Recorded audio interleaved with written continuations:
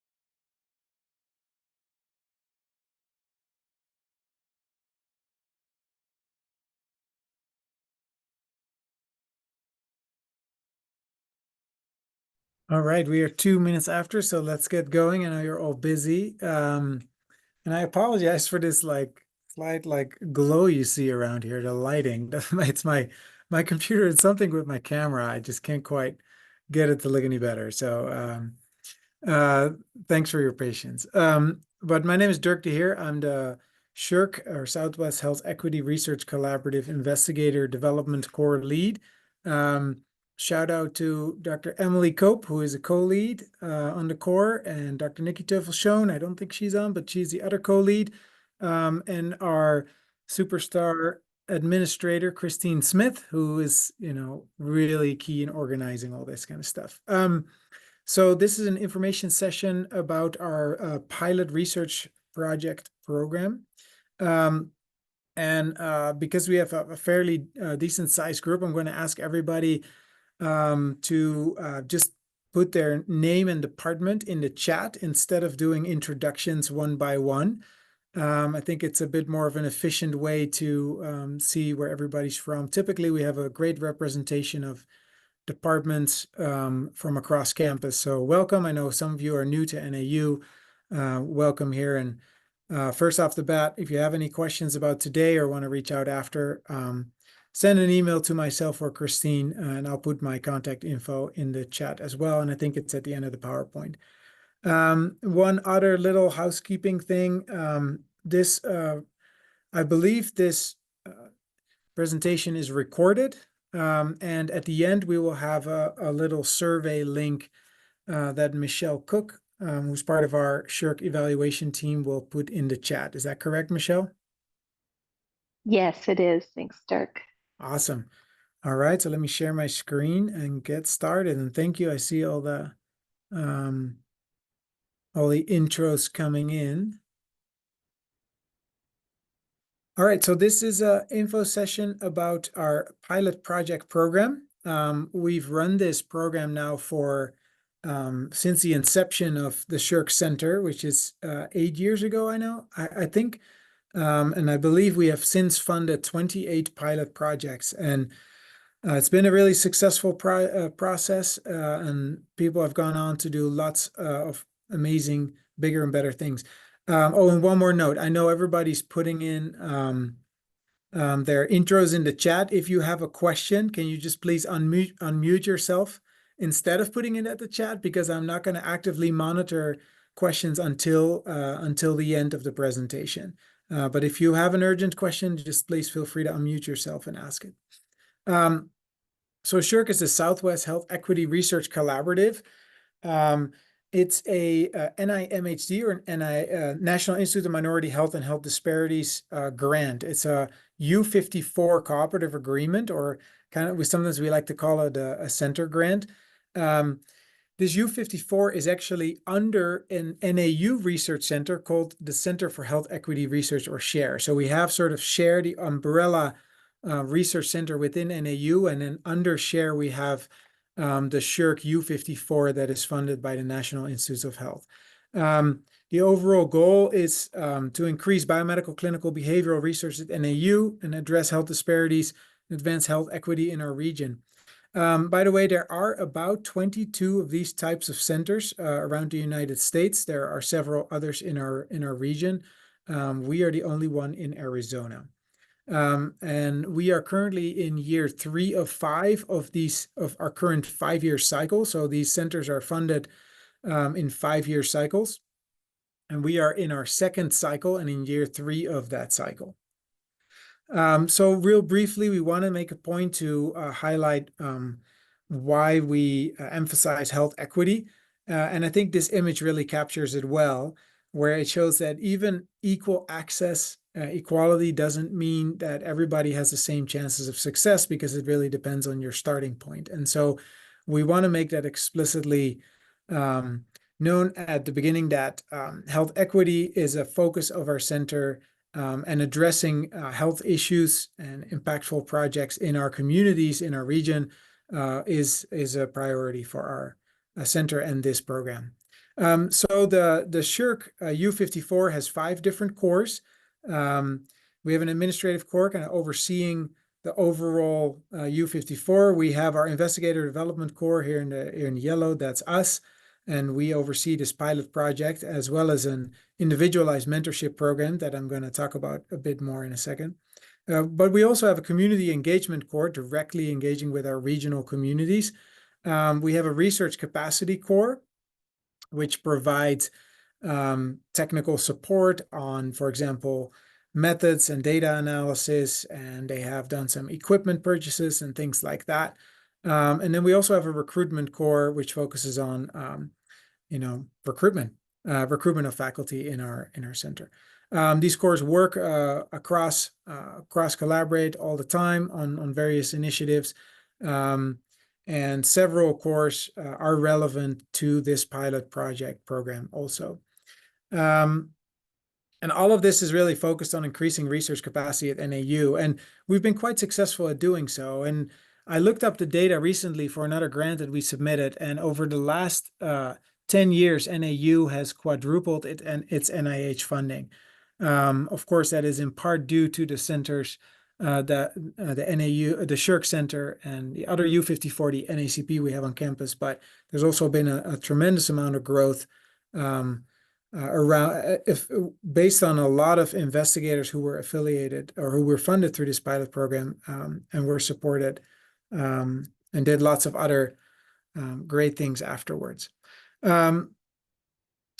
Okay, so our investigator development core team, I already kind of introduced ourselves. My name is Dirk. I'm in the Department of Health Sciences, as is Nikki Teufel shown. Emily Cope is in biological sciences, and Christine is our program manager. So what are we trying to achieve with this PPP program? Well, we want to support and mentor early stage investigators in health equity research. And early stage investigators defined by people who have received their PhD less than 10 years ago, and have not competed successfully as a program director or program investigator for a substantial independent research award at the NIH level. And that typically means either an R01 award. So most folks who have, even if they've had like an R03 award at NIH level, they are still eligible. So if you have questions about that, just let us know. But the majority of folks at the earlier career stages are eligible for this mechanism. And then we provide seed funding. Of course, it's about the resources we provide, and our PPP program provides 2 years of support, $50,000 a year. It used to be smaller, but we increased it with increased cost of salaries and doing everything. We felt that that was a good direction to go in.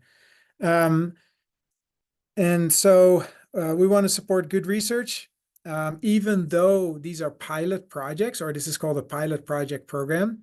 I can tell you from experience that NIH does see this as, real scientific projects with a scientific endpoint. And so they value the scientific and community, the scientific products, as well as the community impact these projects can have by itself. So writing a pilot project application that is just a pilot and doesn't really have, a scientific goal or question that it fully answers is not as desirable as a project that does.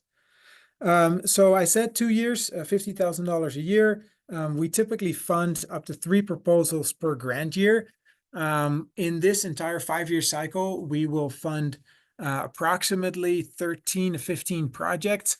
We have so far in the first cycles, we have now 8 approved projects that are going. So we are moving towards the latter stages of our the total number of projects that we can fund. People on the tenure track and tenure track positions are eligible, but people on the career track or research professors, assistant clinical professors, lecturers, postdoctoral scholars, they are all eligible for this mechanism. This is an important point to make, and this is something that we have verified with our NIH program officer, who said that talented scientists can be in any kind of position at an institution. And we have also confirmed the support for this at the NAU upper administration. So if you are in any of these positions, you are eligible for this mechanism, provided that you meet criteria for early stage investigator, as I mentioned earlier. So you haven't previously competed successfully as a PI for a substantial NIH award, and you are within 10 years of your PhD. Also, we want to make a note that individuals from underrepresented backgrounds, and NIH has fairly detailed definitions. There's people from certain ethnic or racial backgrounds, also people who are from socioeconomically disadvantaged background, who grew up in rural areas, etc., veterans, people with a disability status. The NIH has definitions about this. Are all encouraged to apply, but it is not a requirement to apply. Yeah, I see a hand. Reza, go ahead. Yes, one question about co-PIs and co-Is. Sure.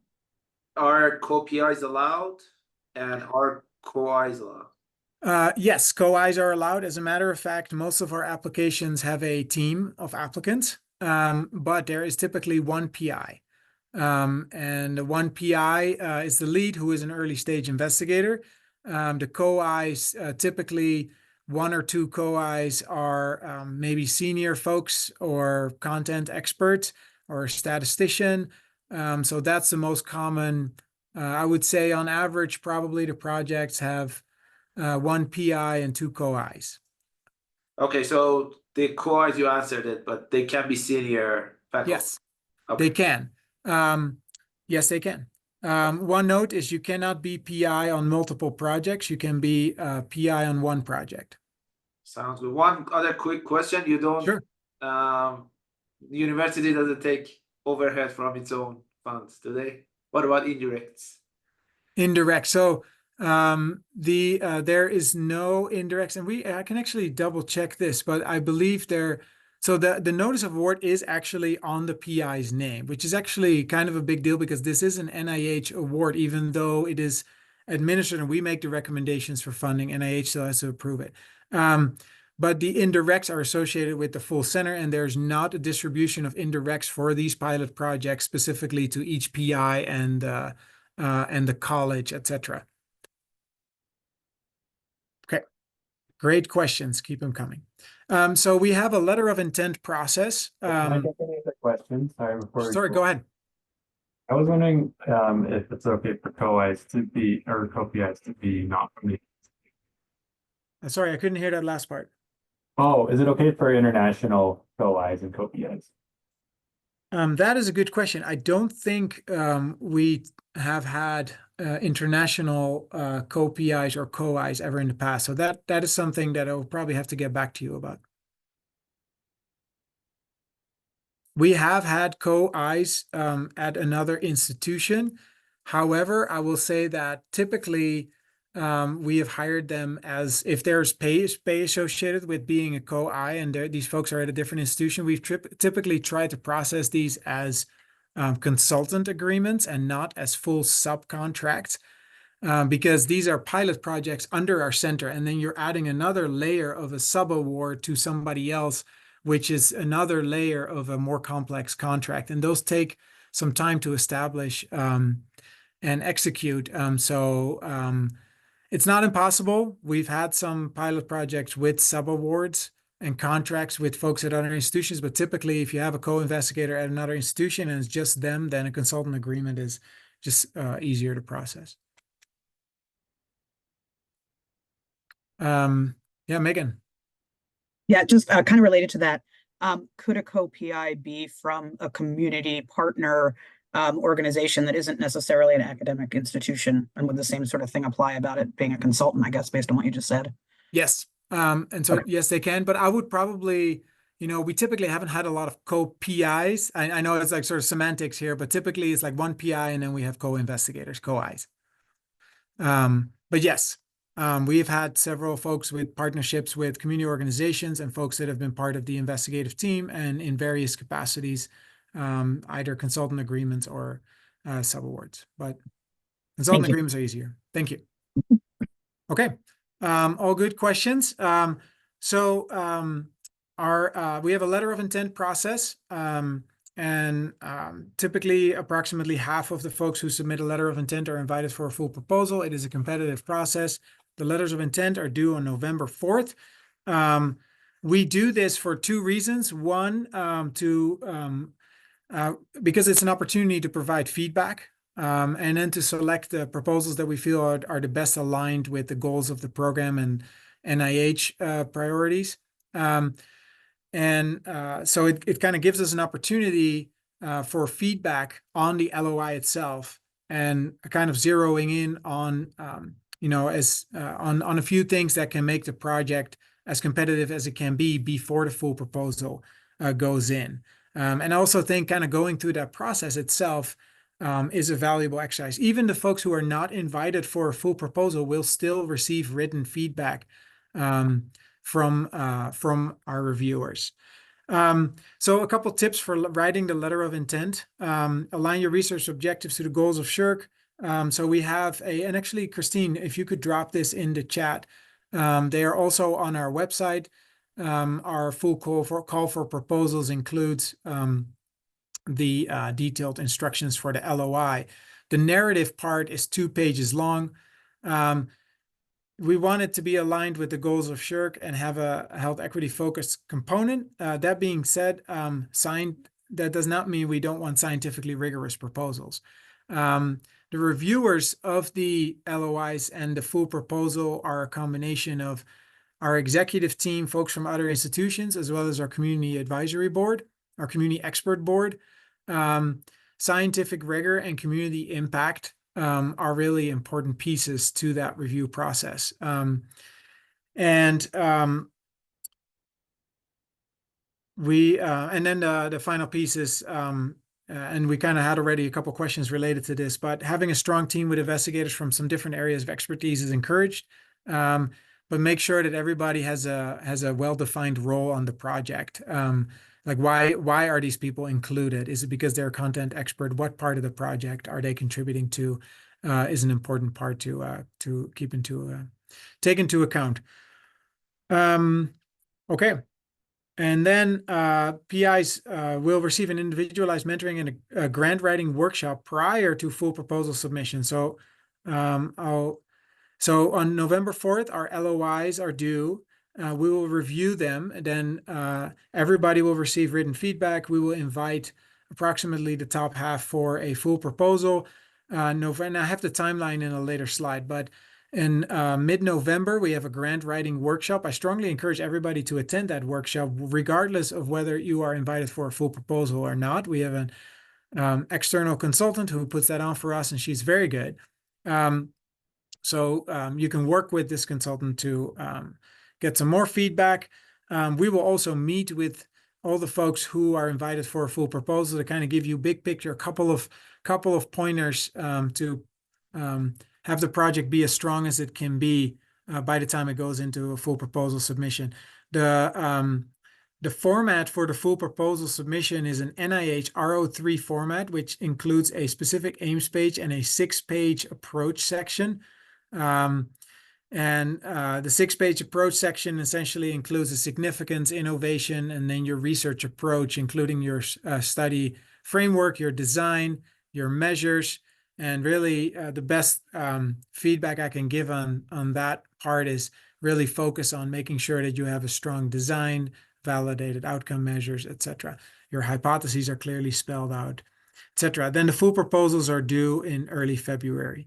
I actually should double check that, but I think it's early February. A bit about the review criteria, because we always get some questions about this. Review criteria kind of align broadly with how NIH reviews it, with a caveat that we are also focused on community impact. So here on the left, you see essentially our categories that we provide, that reviewers provide strengths and weaknesses in. They broadly align with the NIH categories of significance, innovation, approach, environment, and team. So it's your goals of the research, the more specific objectives, the expected outcomes, and community impact. So that's kind of a piece that we have added. And then how the objectives align with the goals of SHERC, and as well as your investigators and your investigative team. Then here at the bottom, you see, and everything is scored from 1 to 9, as well as given an overall score, just like in a typical NIH review, with 1 being the highest and 9 being the lowest. So people get an overall score and on their submission. The projects, and then here at the bottom are 2 specific questions that we also ask our community expert board members. Basically about the project's potential to address community priorities, and potential for community engagement and sharing back results. Now, sometimes we have more biomedical focused projects, which is fine. But we still like investigators to think about, how at minimum could you disseminate these results back to a community of interest, even if your research itself doesn't lend itself as much to direct community engagement. Folks who are funded through us are required to participate in an individualized mentorship program. And this includes a grant workshop that is actually open to everybody in mid-November. You will receive some mentorship from us, as I mentioned, prior to full proposal submission. We will also if you are funded through us, we will also pay for an external mentor to become part of your mentorship team. So we'll give them a modest stipend, and that's been a successful part of our individualized mentorship program. We'll ask everybody to complete a short 2-page individual development plan. We have an external consultant who will work on individual sessions with folks on PPP PIs on career development, and you will be required to work with our community engagement core to submit a couple of kind of community-oriented products to facilitate dissemination to communities of interest. And then in general, through SHERC and SHARE, we already put on a lot of other career enhancement activities and resources that we have.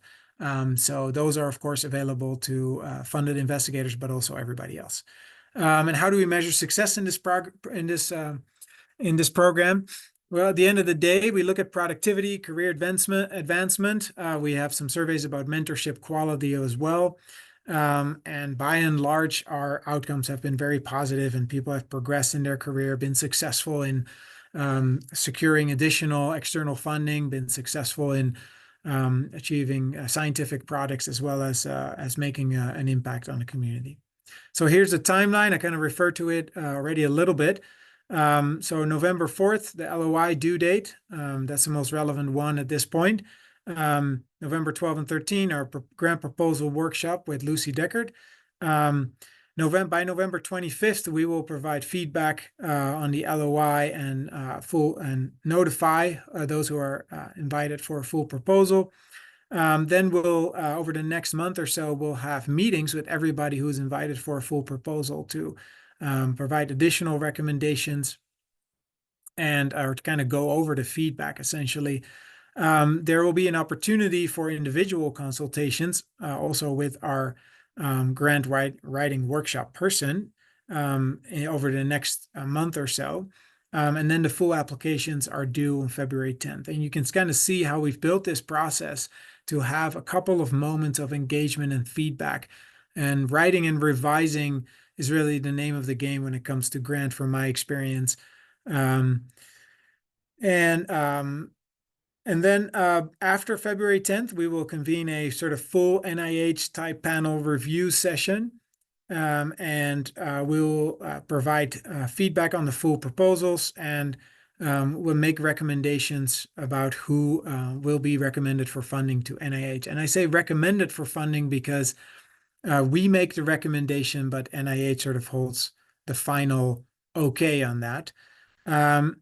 And although that being said, we have a very good track record, and of our 28 recommendations, all of them have been approved. So by the time it goes in, we typically feel quite confident that NIH will be supportive. When somebody is notified that, hey, we're going to recommend you for funding, they will then work with our administrative team to work on any supplementary documents. And these supplementary documents can depend a little bit on people's proposal. For example, if you work with human subjects, you have to provide institutional review board approval. If you work with tribal populations, you have to go through our tribal consultation process. It is required by NAU and our ABOR. And there's a requirement to have a document about data sharing, etc. That is now a requirement for every project that receives NIH funding. But those supplementary documents are really for, we don't require all of them up front. That is really for those who have been recommended for funding already through our review process. And then we send it to NIMHD, and then we anticipate a start date of June 1st or sometime after, depending on how quickly NIH reviews. I actually want to say one more thing. So, and Christine, please correct me on this. So our LOI submission process is just being emailed to you, right? It's just emailing the LOIs? Yes, that's correct. So I just want to make a note about this. So the letter of intent, and this is in the document that outlines the specifics of the letter of intent.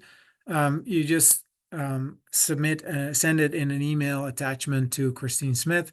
The full proposal, we have the whole submission process through the REDCap system, but that will be relevant in a few months.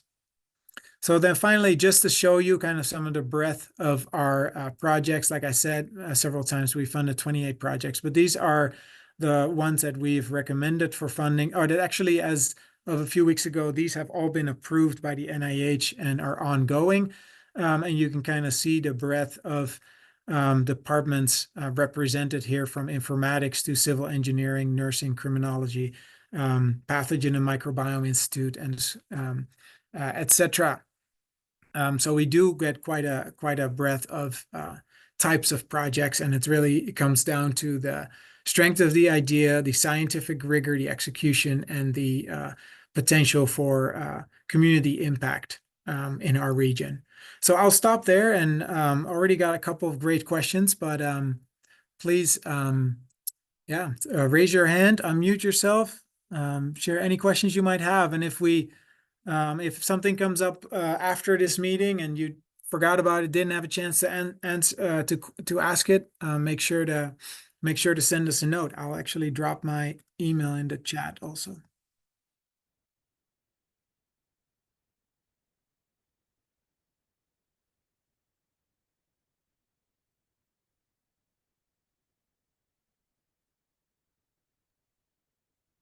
A question. I Yep. was wondering, in defining equity, I mean, there's a lot of different kinds of equity. And I kind of, in my work, I focus on like underserved populations in healthcare, such as pregnant individuals and women, for instance. Is that the kind of like equity that's also a consideration for SHERC, or is it more of these, I guess, like some of the little more traditional measures of equity?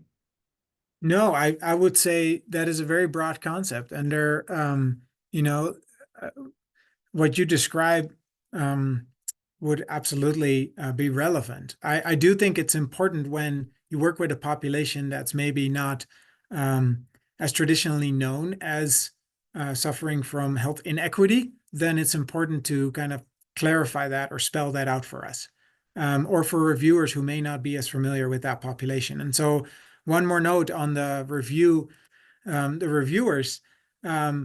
these are folks that are, some of them are really experienced in academia, but may not know your content area very well. And so I think in general, when in doubt, spell it out.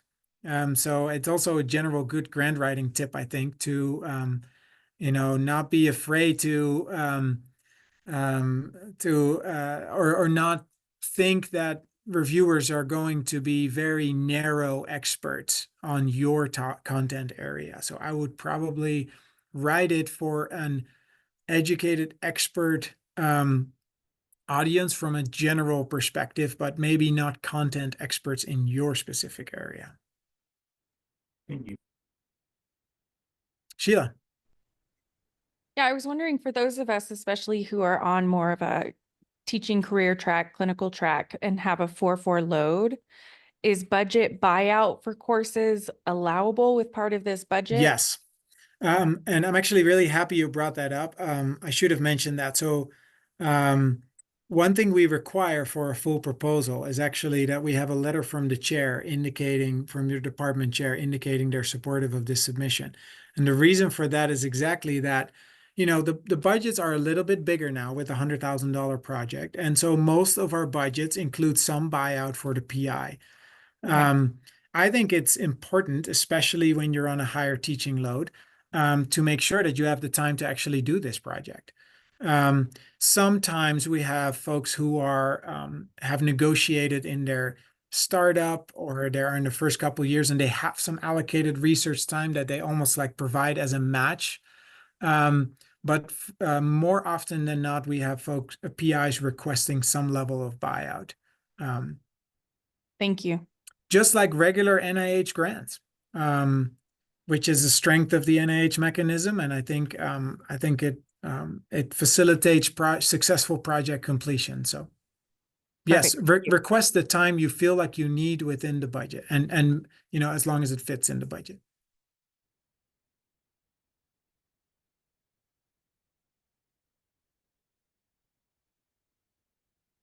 Christine, Emily, any other thoughts from your end as people are mulling over and thinking if they have more questions?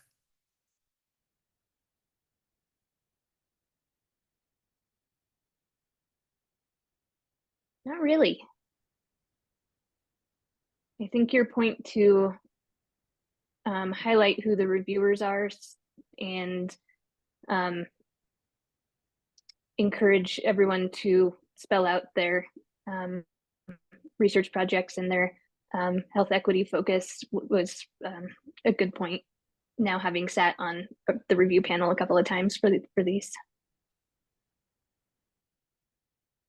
Yeah, and sorry, Christina, I want to hear what you, go ahead.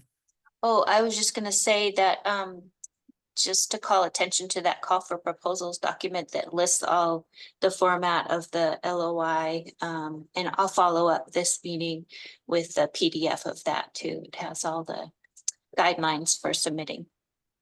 Thanks.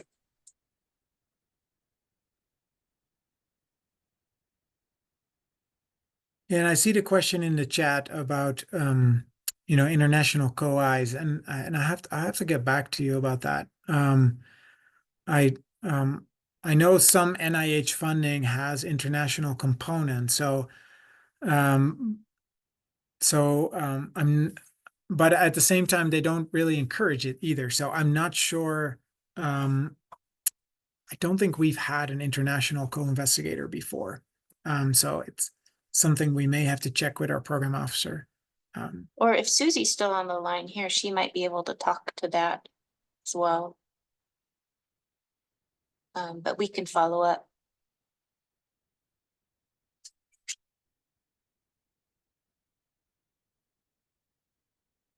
I know we're not allowed to have international components, but I don't know what that definition is.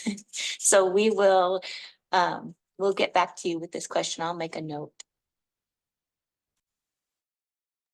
Yeah, maybe oh, sorry, go ahead. Sorry, chiming in.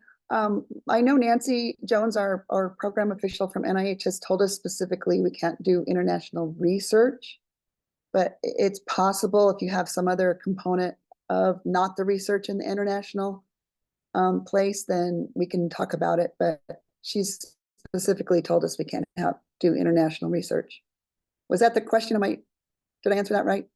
Yeah, and Gabby, do you want to clarify whether the question is more specific to conducting research elsewhere, or is this only about having an international co-investigator? My research is really interested in substance abuse in Arizona border towns. And so I would love to get the Mexican side, right? Because that impacts the US side. But I could still collect the data on the US border towns. I just think it would be richer with both. Yeah, I guess we'll have to talk about that. I don't think the other partner could be in Mexico. Do they go back and forth, or are they stationed in Mexico? Some of my community partners are based in the bordering states like Sonora, Chihuahua, Baja California. Yeah, I guess we'll have to talk about that more. Yeah, so some of these situations, program official. yeah, and that reasoning is totally understandable if you're doing U.S. Mexico border research. So yeah, in these kind of situations, it's a bit more of a case to case, and more detail is better. And I would recommend having a plan A and plan B. So, and it sounds like you already do. So.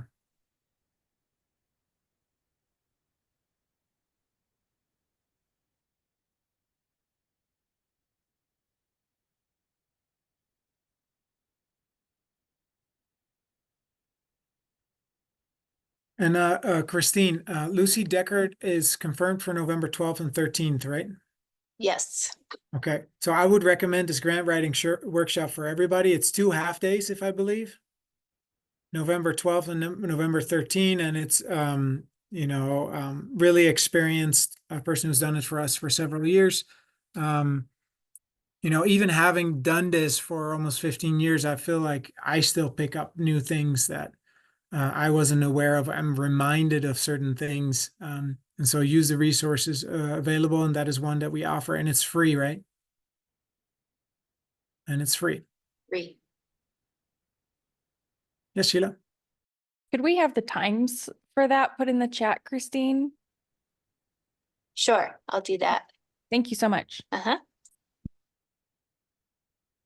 And I know the LOIs will have already been submitted at that point, but still, regardless, we will not have made the decisions on invitations for full proposal yet at that time. So I recommend it for everybody, just in general too. As a matter of fact, my first ever grant was or a research project that was funded by NIH was under a center also, and I think I went to like 8 review processes, but I learned a lot from the process, and sort of formed a foundation for every other grant that I wrote afterwards. So the process works and is valuable to go through. I can attest to that too, because my first NIH grant at NAU, well, my first NIH grant was one of the first cycles of the PPPs under this U54. So it's been really, really great for me and all of the resources that they provided.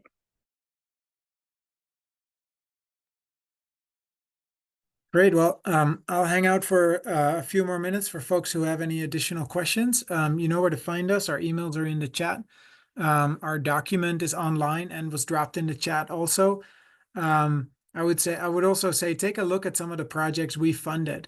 And so you can kind of get an idea of how some of these projects are structured, and the types of topics, or how some of if you're doing more biomedical type research, how the biomedical type research projects have still shown a community engagement piece to it. And other than that, just feel free to, I think Michelle is putting an evaluation link in the chat. I did. Thanks, you guys, Great. for completing that. If you have any questions, I'll stay on, but this is a really brief survey. It's got 5 questions on it, really kind of just asking for feedback on anything you need more clarification on, or anything that could make these information sessions valuable in the future if we missed anything. Yeah, and you know, in real honesty, we actually really look at this kind of stuff, and this is why we added some more information about the review process, and we are actually transparently sharing the exact questions we're going to indicate strengths and weaknesses for. And so that was purely based on feedback we got over the last few years. So you want to see anything more or anything different, then don't hesitate to drop that in. Otherwise, check out the center for you know, this call for, but we also have community campus partnership grants. We have lots of workshops, all focused on enhancing research capacity for folks like yourself here at NAU. So take advantage of it and use us as a resource for you.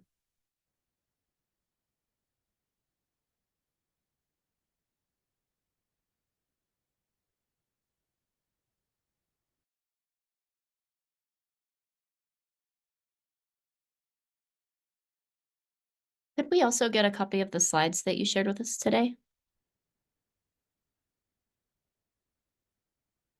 Yes, slides, recording, and call for proposals document. Awesome, thank you. You're welcome.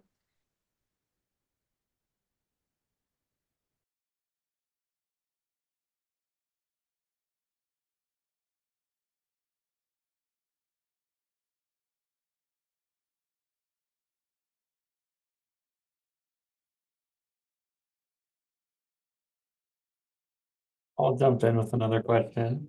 Yeah. So clarifying some of the international components.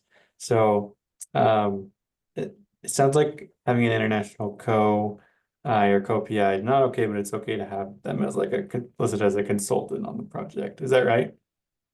Possibly. Awesome. I'm not entirely sure if they don't have a home base in the United States. So this is something we're going to have to check with our NIH program officer, because they told us no international research. And so when they tell us no international research, what does that mean exactly? Does that mean we can have a consultant who is maybe not based in the US if the research itself happens in the US? That is a question that I'm not entirely sure about. And I'm not even sure I can make a guess about what they're going to say, to be quite honest. So, Okay. so that's something we'll have to check with them. If they do have a home base in the US, that would make things easier. Okay, awesome. And then one last question. So, so all participants, they need to be from the United States. Is that right? I do like recruitment, for instance, on social media, and sometimes I can get like a water swath internationally, but do they need to be in the United States or from there?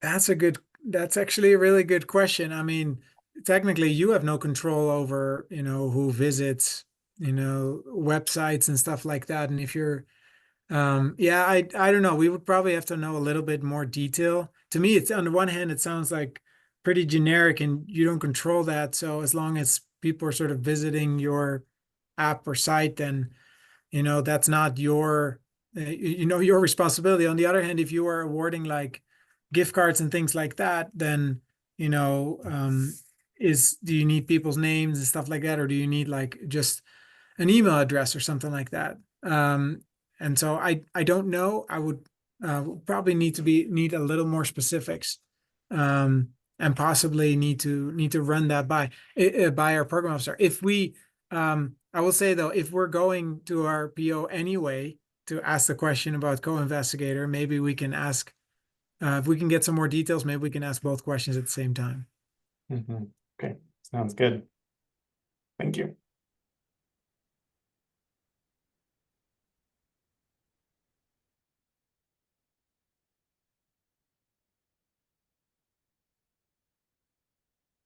Yeah, if you send us just some information about possible participants and your situation with the COI, just a brief explanation, then we'll have something to go on when we ask. Okay, yeah, I can send that. Who would be the best to send it to? You can send it to me and then I'll take it from there. Okay, thanks. It's a good one though, David, because I'm actually, into research on the one hand, and especially with internet and coming with AI, I just feel like some of this is going to be quite international, whether we know it or not. So on the one hand, I'm like, well, if it's just the app based on the internet, then, that's not really international research. On the other hand, if you're, consenting participants who are not in the United States, then maybe that's a different story. So that's kind of why I'm so hesitant about saying anything or making even an educated guess about it. Yeah, that makes sense. So the more detail you can provide us, the better we can get a clarification.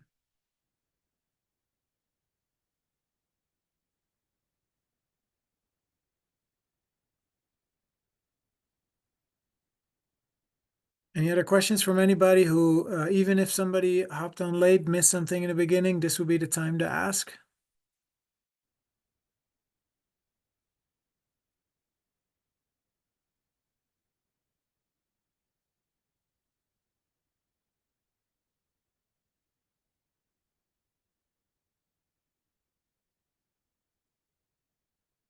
And one more final note, kind of just to make a case for our center, and the way it helps people develop in their careers. Both Emily and I received a pilot project. We were one of the first ones in, about 6 years or 5, 6 years ago. But over time, you can really see growth of folks connected to the center, and you can really see, and that can take various forms. Some people really grow in their research capacity and get bigger and larger grants. Other folks have utilized the mentorship and resources and connections to grow in leadership roles. Some people have even moved on towards administrative positions, but by and large, it's a lot of growth and it's a lot of development. And so that's my final plug. It's a good group of folks. You've got some really good ones in your department too, David. Yeah, I know our department is well integrated with SHERC. It's a win-win. Okay, well, unless there are any other questions, you know where to find us. Thanks for joining us today, and don't be shy about following up. If you have a question, probably other people do too. And for us to iron out several of these every year a couple new ones come up. So reach out, don't be shy, and let's make your letters of intent the best they can be. Thank you. Bye all.